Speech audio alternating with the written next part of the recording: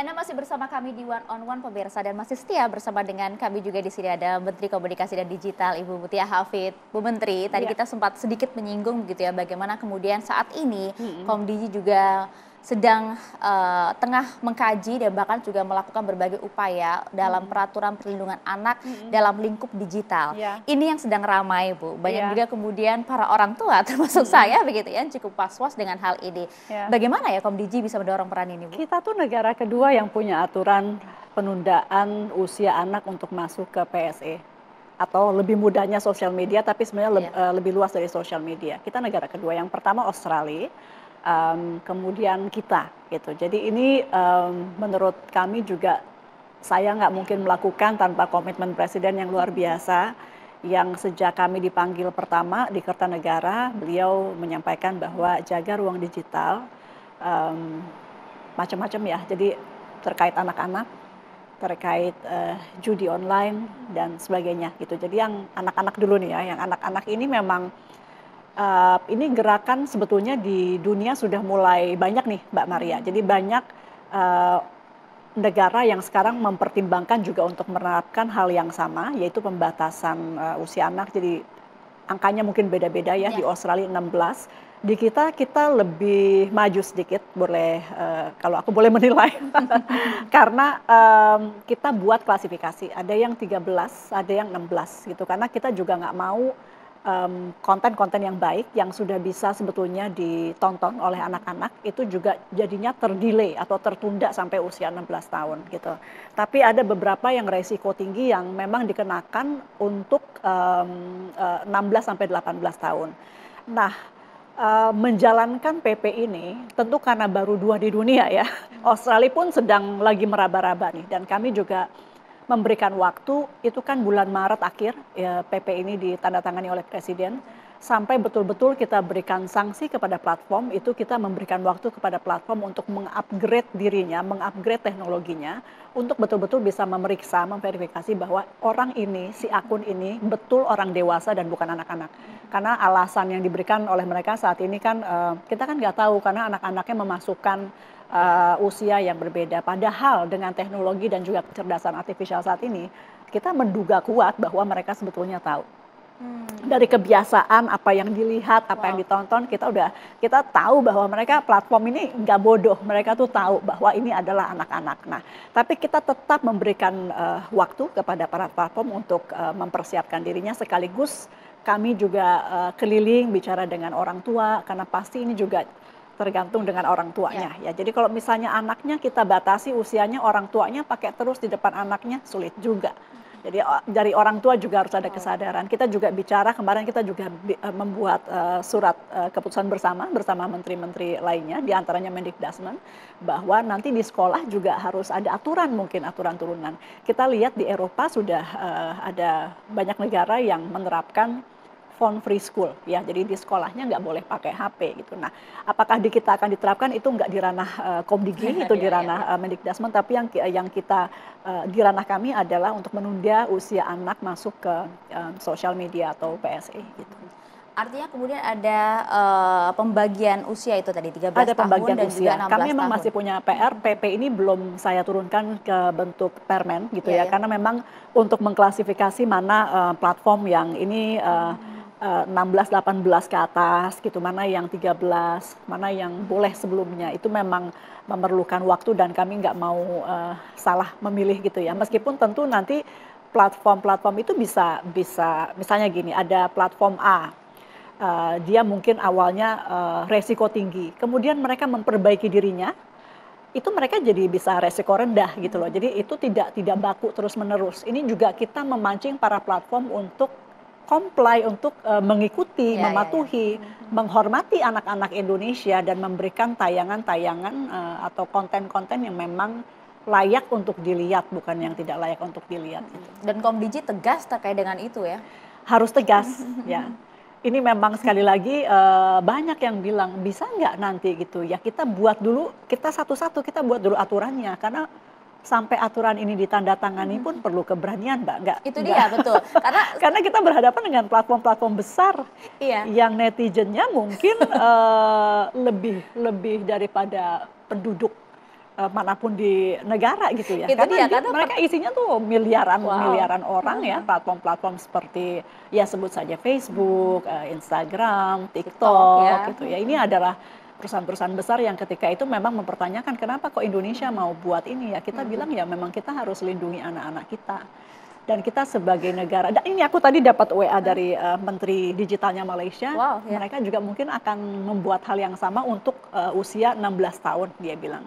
Kemudian juga Singapura, kita kemarin juga lihat beritanya, they are also considering, mereka juga sedang mengkaji kemungkinannya, dan ini akan menjadi lebih mudah untuk pelaksanaannya ketika kita lakukan di regional kita, di ASEAN misalnya gitu. Dan kemarin itu kita memutuskan untuk kenapa kita yang pionir, kenapa kita yang pertama di ASEAN, karena kita yang paling banyak pengguna internet di ASEAN. Ya, salah satu pasar terbesar. Pasar itu terbesar. Dia, makanya tadi pertanyaan saya justru Bu, ingin bertanya kepada Bu Menteri, ini kan nggak mudah begitu ya, bahkan kita tahu betul berbagai platform besar ini juga mungkin juga punya cara tersendiri untuk kemudian bisa ibaratnya mengkecoh pemerintah, bahkan kemudian memberikan tekanan.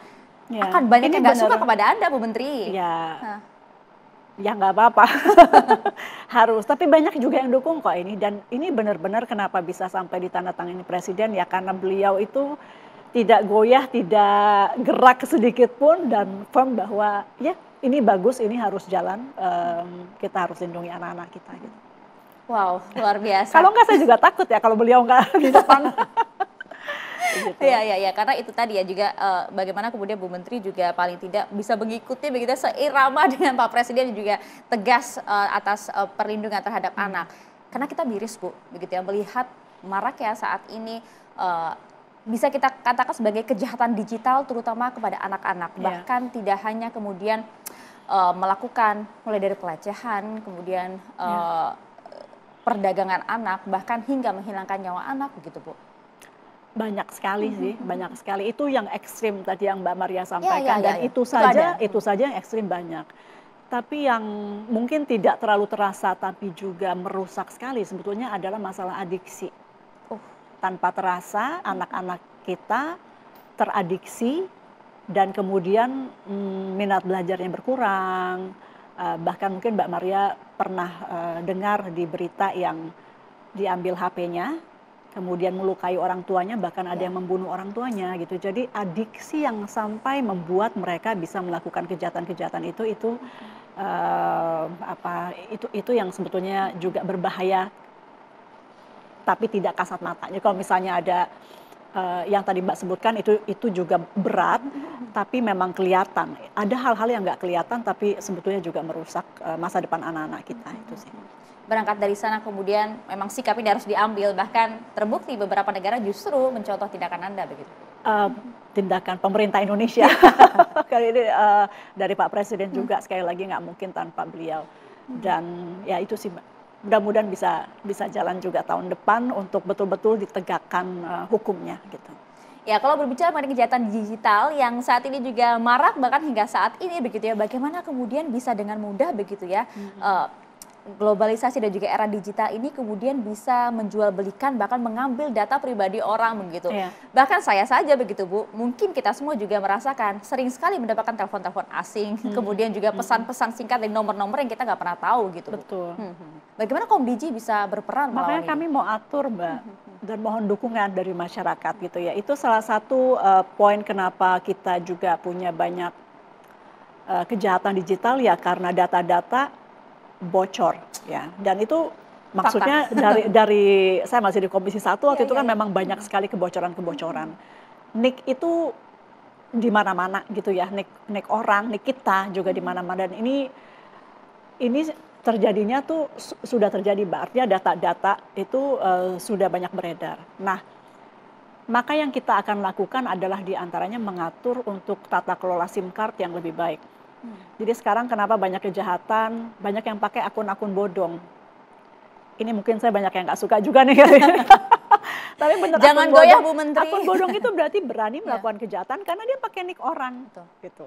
Dan itu juga banyak. Perputaran kartu SIM card di Indonesia satu hari itu 500 sampai 1 juta. Betul. Gitu. Jadi banyak sekali, ya kita nggak tahu ya dipakai apa. Satu orang bisa punya bahkan lebih dari 2-3. Kita sudah atur sekarang 1 orang 3 maksimal.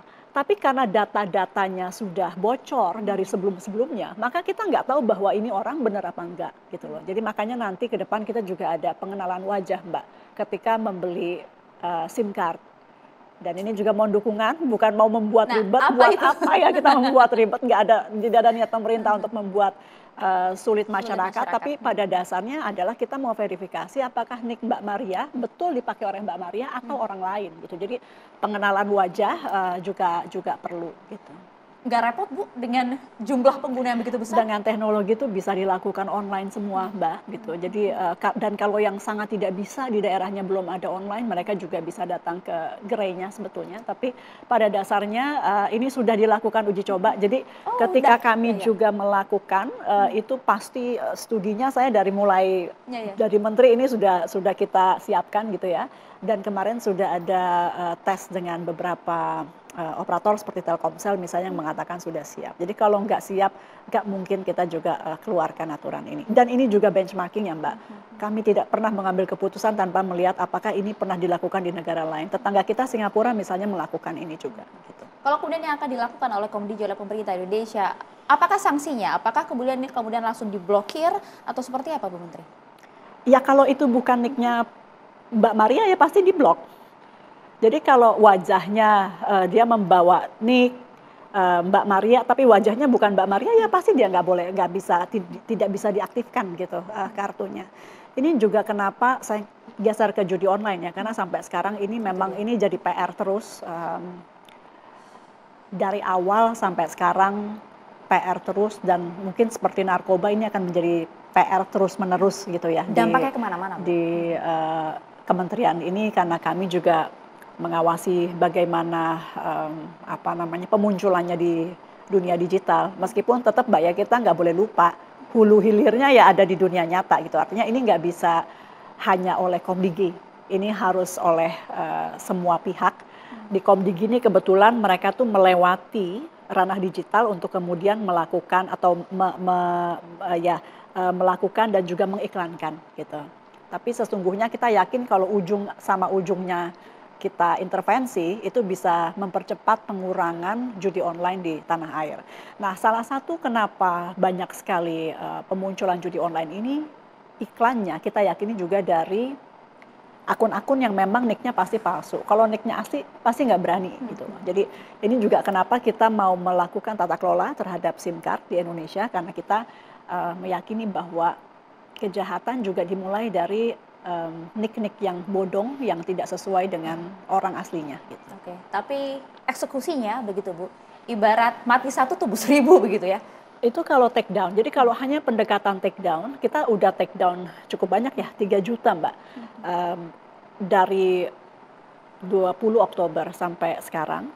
Tapi kalau hanya take down saja tapi tanpa melakukan intervensi lain, itu tadi itu akan ini satu akan muncul lagi, di take down satu akan muncul lebih banyak lagi, maka harus ada intervensi dari sisi lain. Nah, diantaranya adalah kami akan melakukan tata kelola SIM. Ini juga terkait take down, kita juga sangat ingin platform bisa juga lebih membantu, bukan lebih, bertanggung jawab terhadap rumahnya sendiri. Kalau situs itu memang take down-nya jauh lebih cepat, Mbak. Satu situs itu kita bisa melakukan take down langsung. Tapi kalau dia disisip di konten seperti di TikTok, di konten di Instagram, di konten seperti di Facebook, itu platformnya yang juga harus melakukan take down. Karena itu rumahnya mereka. Ya. Jadi Komdigi itu harus bersurat dengan mereka dan itu makan waktu. Kita yakini sebetulnya tanpa Komdigi terus meminta dan bersurat, mereka bisa melakukan self assessing juga bahwa ini judi online. Mereka melakukan take down sendiri. Tapi itu yang tidak dilakukan. Dilakukan kok. Hanya kita ingin lebih cepat lagi juga dari mereka. Jadi pemerintah juga punya PR untuk mempercepat. Para platform juga kita harapkan juga bisa melakukannya dengan lebih cepat. Jadi kalau sekarang yang banyak masukan kepada kami justru iklan-iklan itu bertebaran justru di para platform di sosial media. Gitu. Oke, dan Komdigi tidak tinggal diam terkait dengan hal itu. Apa saja kemudian capaian hingga target jangka pendek yang kemudian akan dilakukan oleh Komdigi? Sesaat lagi kami akan bahas untuk Anda.